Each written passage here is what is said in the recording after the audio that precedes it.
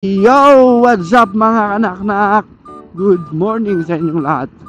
Okay, alright.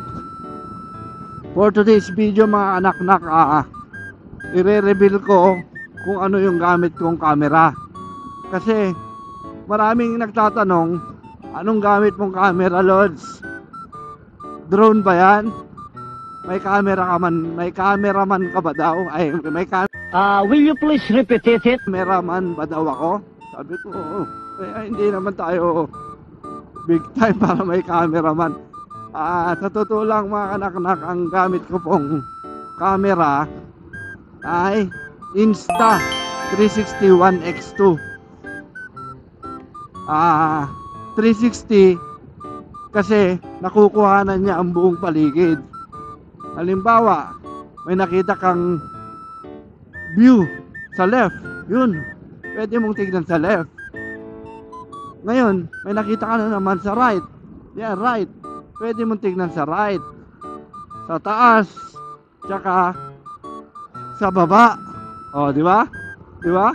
O, ganun.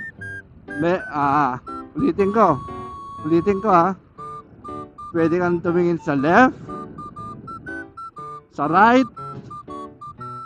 sa taas, at sa baba. Pero sa baba, syempre, hindi nyo makikita rito, nakatakip tong manubela eh.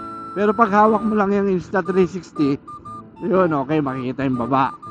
Then, marami siyang pwedeng gawin dito. Halimbawa, gusto mo ng need for speed na mga effects, yan. Sasabihin mo, Insta360, gusto ko ng turbo, magtuturbo ko ngayon, pak. Di ba? Tuturbo tayo, pwede, di ba? Mga kanyang effects, marami to, pero hindi ko pa kasi masyadong naaaral, pero napakagaling. Marami siyang tricks. Pwede mo ring pabagalin, ganyan. Tapos ang maganda pa niyan, meron siyang mic. Marami siyang mic sa paligid. 4 na mic. Kaya kahit medyo malayo, pwede kang magsalita. Kaya niyang pick upin yung audio mo, yung boses mo. Pero sa akin mga kanak-nak, ang gamit ko is nakakonect ako sa intercom. Nakakonect tayo sa intercom.